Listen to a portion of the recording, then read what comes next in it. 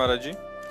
महाराज जी, कोई एक काम मैं लगातार नहीं कर पाता तथा मन शांत नहीं रहता। इस कारण से मेरा और परिवार का बहुत नुकसान हो जाता है। और समस्या भैया यह है कि मन, वीर्य और प्राण तीनों का एक कनेक्शन है, एक ही कनेक्शन है। अगर हमारा वीर्य ब्रह्मचर्य ठीक है तो मन शांत और एकाग्र रहेगा और प्राण बलवान और सूक्ष्म रहेंगे।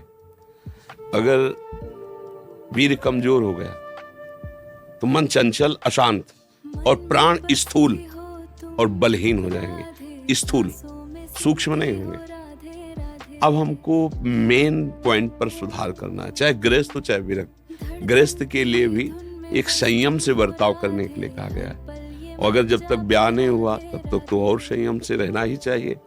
अगर हम लोग वीर्य का महत्व समझने लगे, ब्रह्मचर्य का, तो हमारा जीवन काफी संकटों से निवृत्त हो सकता है। अध्यात्म शक्ति वीर्य से ही प्रकट होती है। जब हम ब्रह्मचर्य से रहते हैं, भजन करते हैं, मान लो गृहस्थी में है, भगवान कश्यप जी 10,000 वर्ष तक ब्रह्मचर्य रहे।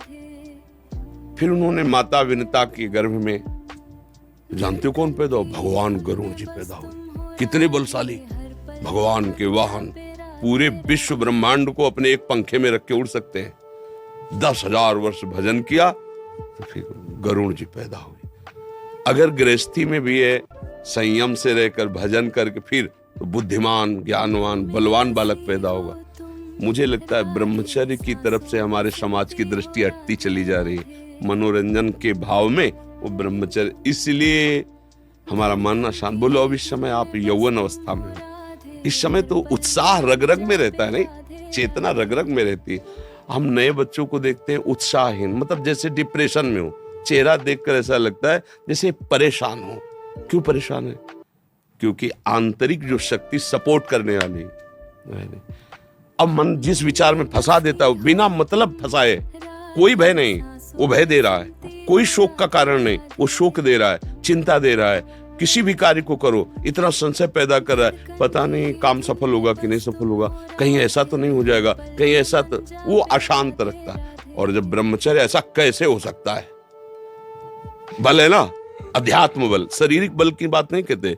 ऐसा कैसे हो सकता है? यदि एक बार ऐसा हुआ तो 1000 बार मैं प्रयास करूंगा और इस पर विजय। वो मतलब जिद्दी स्वभाव, एक निष्ठा उसी से आती है, उसी से। ये जो संत महात्मा बड़े बड़े कष्टों को रौंद करके वो मेन पावर है। और हम लोग उससे, प्राण हमारे स्थूल हो गए, वासनात्मक, मन हमारा चंचल अशांत हो गया। क्यों? क्योंकि हमारा ब्रह्मचर्य ठीक नहीं है। अब उस पर किसी की दृष्टि नहीं जाती।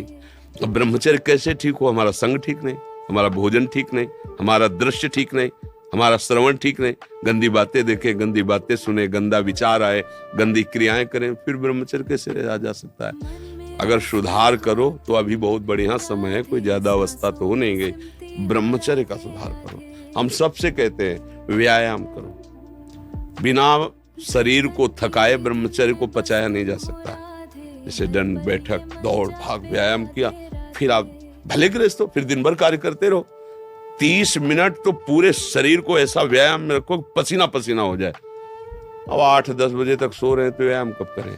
4 बजे उठ के नहा धो करके घंटा आध घंटा दंड बैठक मारे तो आप देखो आपका जीवन प्रकाशित होने लगे।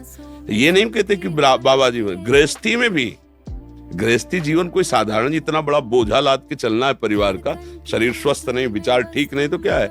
अभी कुछ दिनों ऐसे अगर आचरण ढीले रहे तो शरीर ऐसे भयानक कमजोरी से युक्त हो जाएगा कि आपको सब कहेंगे प्रमादी ये पड़ा रहता है, कुछ करता नहीं। इसलिए संभल जाओ। ब्रह्मचर्य ही परम तप है, ब्रह्मचर्य ही परम धन है, ब्रह्मचर्य परम एकाग्रता है। एकाग्रता ब्रह्मचर्य से आती है। आंख मूंदो या खुली रखो, अगर ब्रह्मचर्य ठीक, एक शीतलता, एक गंभीरता, और जिधर दृष्टि लगा उधर एकदम चिपक जाएगी जाके। जैसे भजन में, नाम में, एक, या आप संसारिक कार्य में बहुत अच्छा कार्य करोगे। अगर आपका ब्रह्मचर्य ठीक ना तो जिधर बहुत अच्छा कार्य करोगे।